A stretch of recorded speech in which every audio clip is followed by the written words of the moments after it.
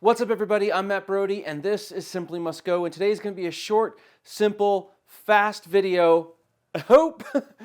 But as you can see, Sue's not feeling very well. It's been a couple of months since I drove her, and the temperature has just dramatically dropped, and because of all of that, she has a very dead battery, and that battery is kind of old, and it's been going for a while, and it's time for a new battery. But unfortunately, it's really cold out. I don't want to drive my other YJ because it has no doors and no tops, so Sue has the top on it, and I was going to take her to run some errands, and she's not taking me anywhere today. Fortunately, though, a couple of weeks ago, TopDon actually sent me this 3000 amp JS3000 jumper pack. And we're going to put it to the test today to see if it actually works. I hope it will. I haven't even taken it out of the box yet, so this is not charged or anything. We're going to take it right out of the box and see if it will crank Sue up. So here we go. So I've used several TopDon products in the past, and one of the things I really like about them is their packaging. Everything comes in a really nice package, and usually, in a really nice case. So I've reviewed and used a lot of different jumper packs on this channel, and TopDon has one of the best cases of any of the other jumper packs I've seen. Oh my gosh, this thing is absolutely massive. Check that out. Like, that is a huge jumper pack. That's awesome. That's going to jump anything. All right, so in the box or case or whatever you want to call it, we've got a bunch of stuff. We've got the actual jumper cables. We've got, cool, looks like we've got little chargers and stuff. Some of the packs do not come with chargers. That's one thing to note. So if you're getting it on the go and you need to use it, some come with chargers, some don't. The TopDon clearly does. It's USB-C, and they give you the little brick for it too. So that's really nice. Sometimes you just get the cord. So kudos to TopDon right off the bat for giving you everything you need to charge it and use it, as well as all the instructions are in here. We got that and the battery pack. There's not a lot of extra frills. I do like that it's got the little mounting block here, so you can take this out and clip it to something or hang it if you need to, depending on the space that you have. They also have this, which I don't have the fingernails to get into. Let's see. All right, let's use a little screwdriver. It's a little tight. There we go. So it's also got this little stand that you can pull up. That'll help it stand up or lock in place if you're going to use the flashlight on it. It's a nice little feature to have in case you need an extra light. That's a big light too. My Lord, that's a big light. Okay, so on the pack itself, you have a couple of different ports. You've got a USB port and a DC port. So you could theoretically use something like this to charge a cell phone or power some other sort of DC device if you wanted to.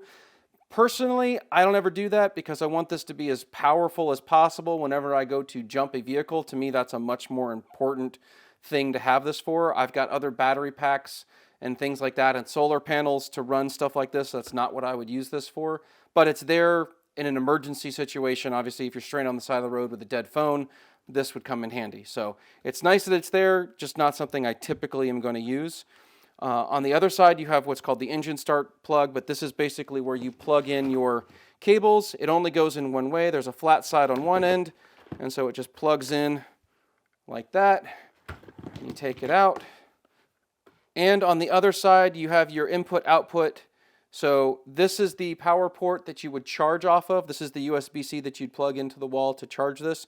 It can also be used as a USB-C out to charge something if you needed to, and a USB-A plug, your standard USB. So both of those are options if you need it. This side is just rubber here. And of course it has this giant flashlight. So the only thing I would say about this light, it's bright, it's powerful, but it's not super intuitive as to how you turn it on. So the way you got to do it is you got to turn on the unit, and then you've got to plug it or hold it down for 3 seconds, that power button down here, and then it turns on. And then you can cycle through some different modes, flashing. There should also be an SOS. Yeah. And so anyway, there's not a physical button somewhere on here to operate the light. So it's one of those things that you kind of have to know how to use it or figure it out on your own. But it's by holding the power button down for 3 seconds.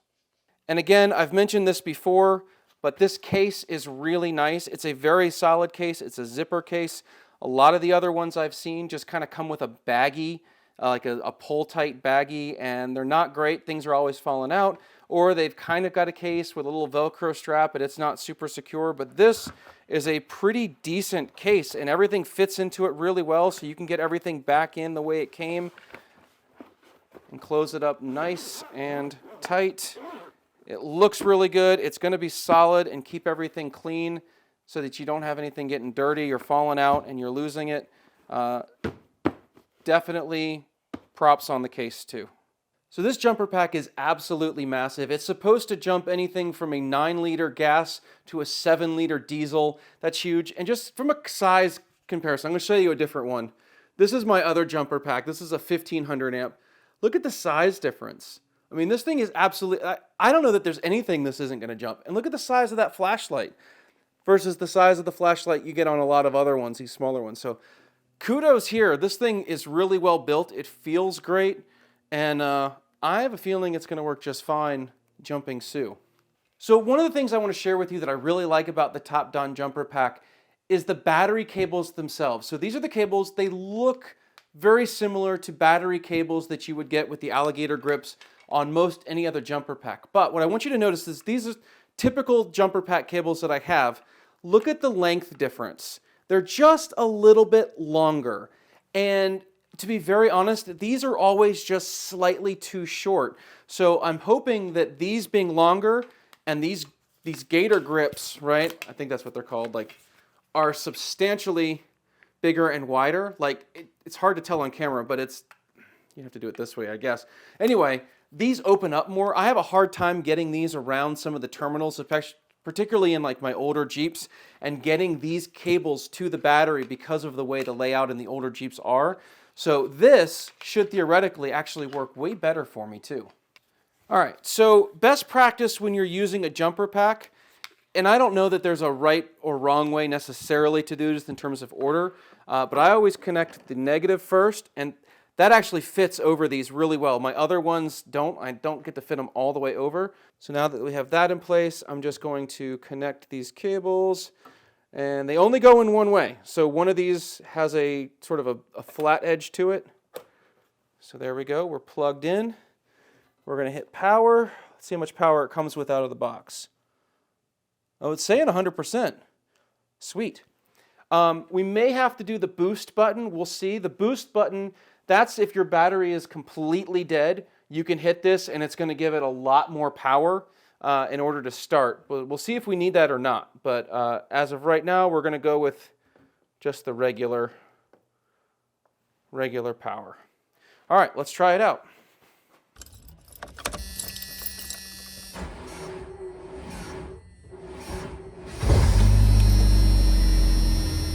All right, she got started. That's pretty good.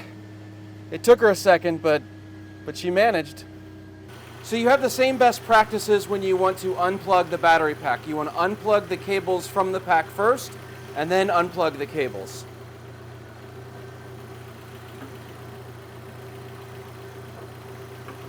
So all in all, the TopDon jumper pack worked really well, and this is the kind of thing that I cannot stress enough. You need to have a jumper pack in your car. To me, this is my #1 piece of recovery gear, particularly because I have a YJ. Or 2 YJs actually. There's no technology in these Jeeps, so if you leave the lights on, there's no automatic cutoff. It's just gonna burn the battery down because those lights are on. So jumper packs for me are something that are crucial to make sure I don't get stranded somewhere.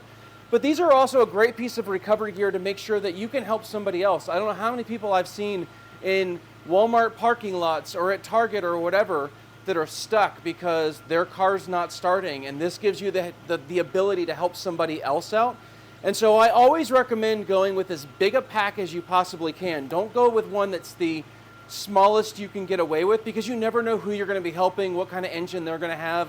You never know who's going to be in need. And so don't base it on what you have, based on what the potential is. And this is going to give me the ability to help anyone else out that I find stranded. So if you're interested in one of these, I will leave a link to it down in the description.